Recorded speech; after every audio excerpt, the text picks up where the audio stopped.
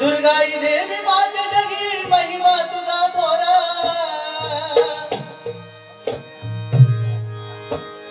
दुर्गाई देवी माते जगी महिमा तुझा थोरा भक्तांना तुझाची आधार भक्तांना तुझाची आधार उदो उदो उदो उदो आई तुझा जय जयकार उदो उदो आई तुझा जय जयकार तुझा जय जयकार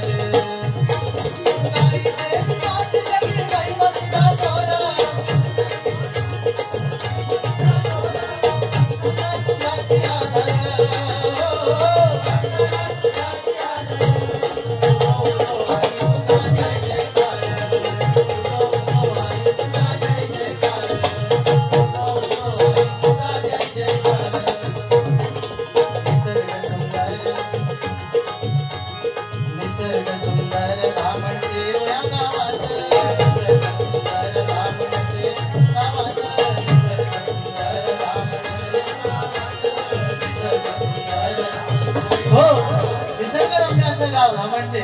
त्याच्यामध्ये ही पंचाळवाडी आणि त्या ठिकाणी हा मोठा कार्यक्रम सादर होतोय कसा बघा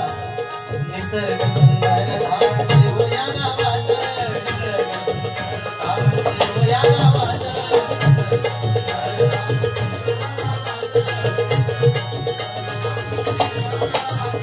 अवतरी आई तू स्वयंभू रूपात अवतरी आई तू स्वयंभू रूपात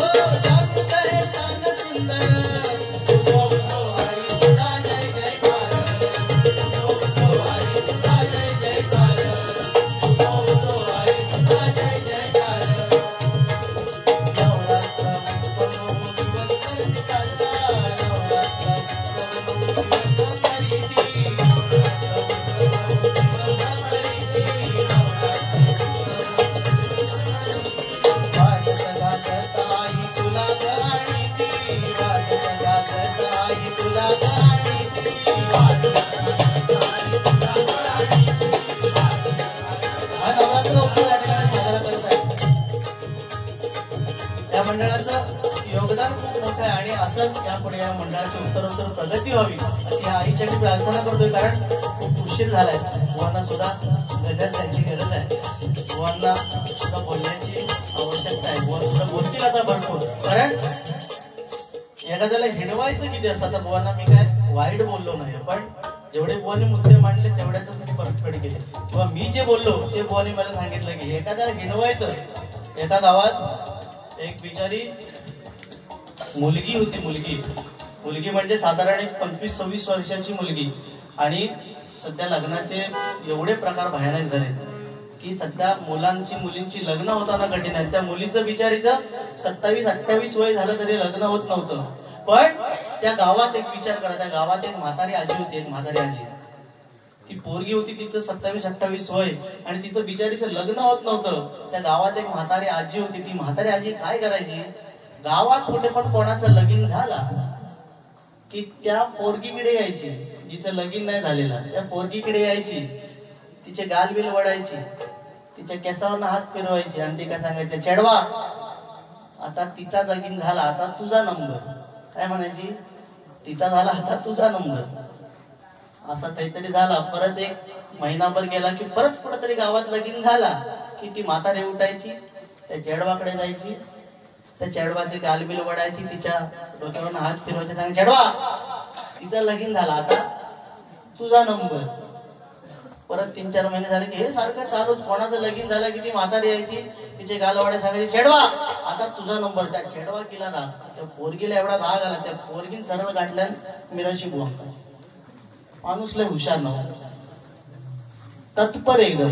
आणि म्हणता बुवा ती म्हातारी माका लय पिडता, माका काहीतरी उपाय सांगा. बुवानी लगेच कान मंत्र दिले.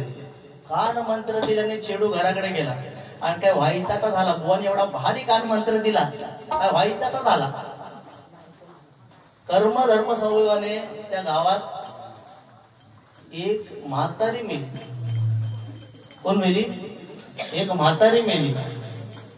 त्यावेळी त्या चेडवान काय केलं ना, हातातली सगळी कामं टाकल्या,